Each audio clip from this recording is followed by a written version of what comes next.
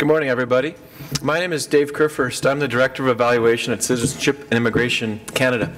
So I'm here to give you a bit of an overview on our plans for the settlement program evaluation, which is coming up shortly. You might say 2016-17 is a few years out, but to get prepared and ensure that the proper base of evidence and data collection is taking place, we've already got the wheels in motion for the work that needs to get done to let us tell the performance story for the settlement program, of which many of you will play a big part in feeding into that.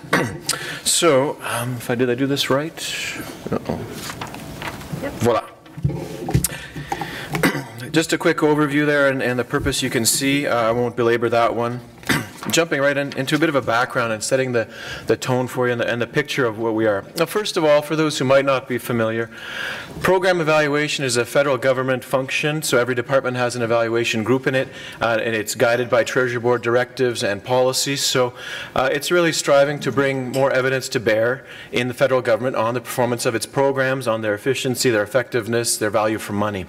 So quite important, I would say, in this environment with respect to expenditures made and demonstrating the results, as Umit talked to. So I'll let you know a little bit where our thinking is on for the settlement program evaluation, because as my first bullet indicates, it is the biggest expenditure in terms of programs at Citizenship and Immigration at CIC. Many of you, of course, know this, but that is a large wedge of money. So definitely high stakes, high profile, and we as a department and we as a government need to demonstrate exactly what are the outcomes of this program and what's being achieved through that. So in the past, there have been numerous program evaluations. You can see a couple of them listed there, like LINC, Language Instruction for Newcomers, the host program ELT, that's Enhanced Language Training, ISAP, and many others. And these are all published and available on our website if you wanted to look back. And historically, we've looked at those programs in an evaluation almost in this way by program. But we're changing that mindset a little bit, and I'll speak to you shortly about the scope and how we plan to assess settlement in a couple of years. So that's just a bit of historics for you, letting you also know that the settlement program terms and conditions were revised and reenacted, if you will, April 1st of last year. So during that time, CIC within the department developed a performance measurement strategy, unfortunately acronymed PMS. This is Treasury Board, not me folks, sorry. It is a framework that guides data collection, reporting, and performance measurement as you build towards an evaluation. So more of an ongoing tool for program managers, essentially. So my colleagues in integration, branch operations, and so forth contributed towards this framework. And to date, we have been collecting a lot of data in that regard, and I'll highlight some of those things for you as well. So we developed one of those. So that set us on the road. It's a roadmap to performance measurement with a view to having a robust evaluation story. And then in terms of the evaluation, how it will take place, this is, like I said, a function led internally by CIC. So my evaluation group will be leading that, but with the collaboration of our partners in the department. But getting to that stage, we do look to the community. We've spoken many times to the National Settlement Council and those groups and associated folks. I see many familiar faces in here to help us tell some of your performance stories. And my little caveat up front is that settlement evaluation planning is at still the early stages, so I'm presenting some early considerations. By no means we have our plan set in stone. We would welcome your input, your best practices, lessons from the field on how you can tell us how you're demonstrating what is taking place and what those results are. So by no means take this as scripture. It's some of our early ideas. It's fairly high level. But with that, just to let you know, deadline-wise, we do need to complete this based on the terms and conditions and on legislation for grants and contributions for that big whack of money by March 2017. So we'll spend most of fiscal year 16-17 working on the evaluation and most of next fiscal year preparing for that, as we've already begun to do. So that sort of situates you a little bit. Wanted to mention a couple of words about the scope of the evaluation and what exactly we're going to look at, how we plan to assess the results of this big program. As I noted, previously we took this sort of programmatic approach going down this way. What happened in the LINC program for clients, program management, delivery, and so forth, and by host, by ELT, and others. Definitely a different tack this time. And I'll explain that in the next slide a little bit, but the scope will be the last 5 years or so. Definitely national in our view, and bringing on board whatever BC and Manitoba data we can. As many of you are familiar, we repatriated, as they say, the settlement services from those provinces. However, we'll have a decent amount of data to represent them where we can, plus any legacy data and so forth, and definitely will be full front and center in the evaluation. Quebec is typically out of scope for things like this, as for reasons that the Minister mentioned earlier. And we will be covering the whole gamut for the settlement program. So you see, I list these as direct services, indirect, which speaks to LIPs and RIFs as well, program development and management. So that's sort of the government side. What are we doing in terms of facilitating, capacity building, interacting, and everything? So quite the well-rounded, comprehensive evaluation. It's going to be a big one. The focus, as I was saying here, is going to be on client outcomes. Not that it hasn't been previously, but we're flipping the script a little bit here to look at what are the results attained by the clients based on what interventions they had through the settlement continuum. So newcomers arrive and they could take one or no services or have interventions, or they could have many, and try to unpack that a little bit rather than look at it by program. And then we can look at the analysis and see what were the success factors, who sort of received what service, what they went through, their experiences. So that is going to be our lens for this evaluation. And of course, we're going to do a bit of a deep dive on indirect services and looking at LIPs and RIFs. Definitely an important component. I think I've heard our minister mention his interest in place-based service and settlement provision. I think our program colleagues and many of you, of course, are very supportive of this. So we need to take a look at what is the value we're deriving, what are best practices. So we do intend to dedicate extra effort to this area, indirect services and LIPs and RIFs. So I want to put that out there for you and let you know that we will take a real comprehensive view of that. And just a little note for you that OLMCs, that's official language minority communities, and RAP, resettlement assistance programs, due to other Treasury Board requirements, we will be evaluating those separately. They're on a bit of a different track, so I could speak to you about that offline if you want to know more about those. Quick note on evaluation planning. So in our function of providing credible evidence to the department and to the federal government, we take some steps here to get ready for the evaluation.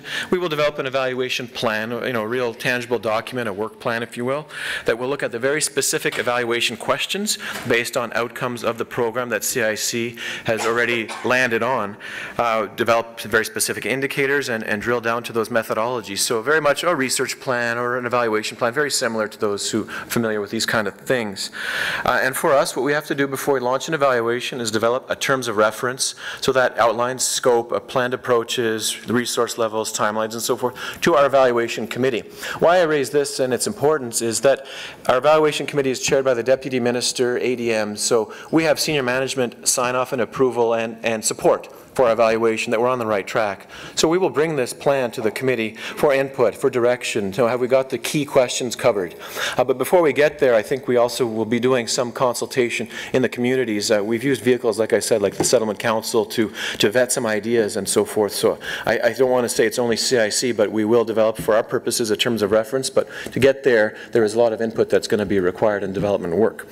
We, of course, will do some data assessment there to see what is available currently, what might need to be developed in the next couple of years, even if it's for future qualitative assessment or whatnot. Just where are we at with the landscape of data collection and measurement, and what do we need to do to be able to answer some of those key evaluation questions. And highlight with an exclamation point that this work is underway. We have been working hard to get ready. This, I can't understate how much of a comprehensive evaluation this will be. So to get prepared, we've already started. We're doing that. A quick note on direct services here, and I call these direct services based on the terms and conditions of the settlement program. Some of you might be familiar with the terms and conditions. This really speaks to services delivered directly to clients.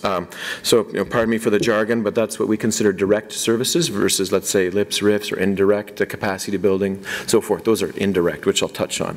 But we will focus, as I said, on the clients as a unit of analysis. So again, what were the interventions and experiences of settlement clients, and then try to unpack that a little bit and do some analysis afterwards, rather than kind of by the siloed program approach. I don't think we can do that given the way settlement modernization has taken place and how the CIC views settlement programming as a whole. It is a bundle of services. It is not by program anymore, so we want to stay away from that thinking a little bit. Some thoughts on preliminary lines of evidence, and these are not a revelation, I don't think. These are standard evaluation or social research approaches, key informant interviews, so we'll have to spend some time developing a list of who should be interviewed that can contribute to these evaluation questions. Definitely document review, literature review, and this will come into play. I think a lot of service providing organizations maybe have something to contribute here in terms of reports they've conducted. You know, Fairbourse talks about the great stats and reports his organization produces, and many others do, and I've seen lots of them in my time here. So that kind of contribution is something we might be looking for to help fill out that performance story. So that would be, documents and literature review.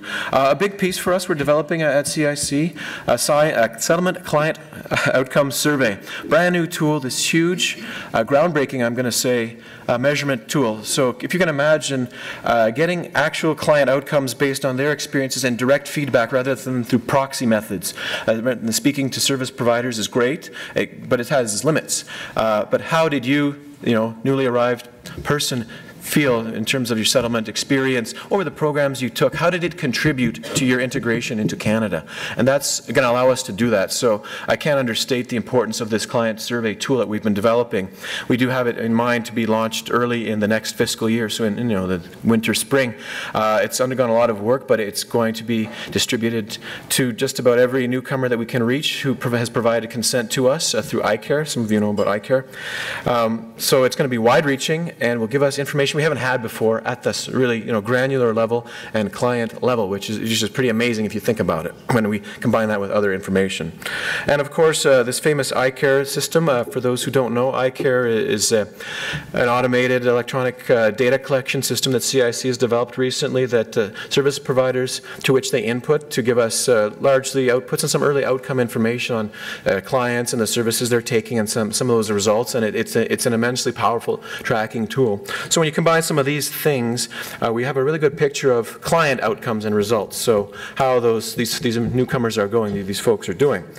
Turning my attention now a little bit to indirect services and LIPs and RIFs. So this is where maybe more of you have an interest, is that how are we going to measure these impacts, as Umit said, or the value it brings? A bit of a different animal than direct client outcomes. I think you can tell a story from a newcomer who's got some services and undergone some interventions with settlement providers. But here is how do we assess that impact of indirect services, because it's different things. And again, you can refer to the settlement program terms and references. It defines indirect services, for which you receive funding quite clearly, capacity building and research and these things. But we have to tie that to the outcomes and what they're trying to achieve. And along those lines, if I may just give you a tangent there, at the back we've included the settlement program logic model. That's in Annex 1. So if you want a sense of what the program is trying to achieve, have a look at that if you haven't seen it before. This is CIC's frame, if you will. Program outcomes, expected results, they're the synonymous terms. What are we trying to achieve as a department for settlement? Again, many people play into this, but that's what we're going to assess in the evaluation, those outcomes. So for indirect services, how do we do that? And there's a whole indirect services side of the logic model.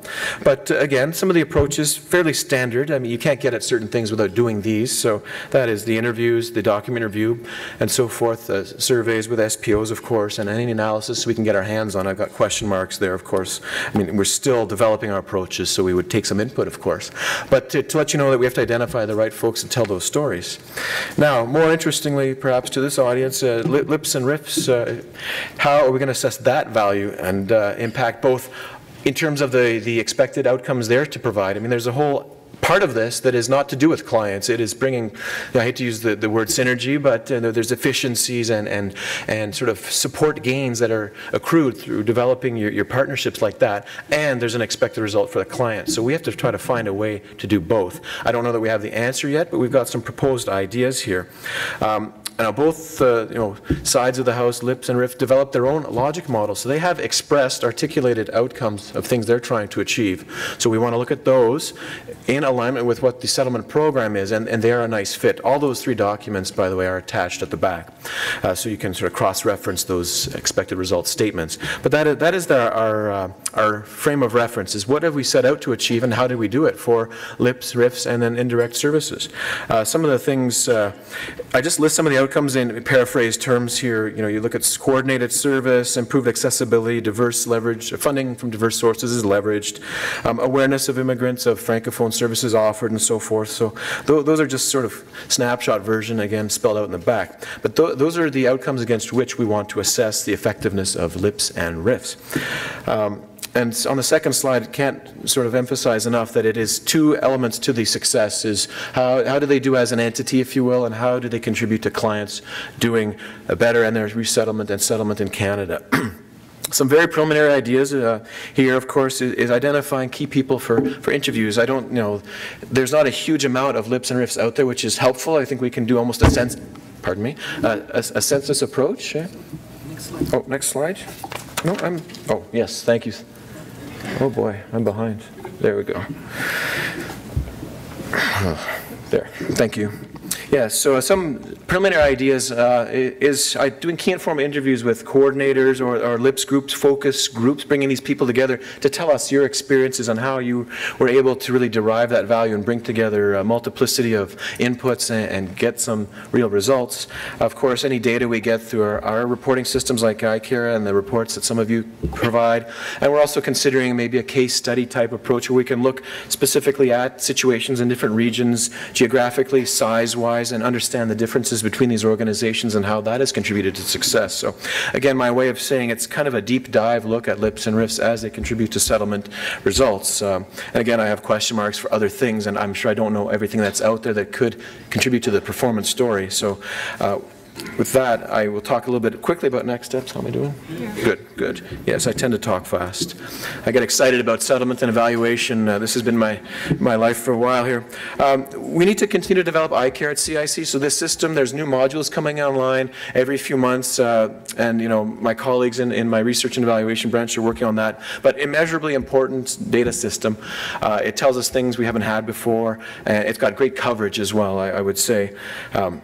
We have to finalize other performance measurement, that's PM data strategies there. So and by strategies we mean approaches, really. What is our strategy to get a certain piece of data or to be able to answer certain questions? So work on that is ongoing.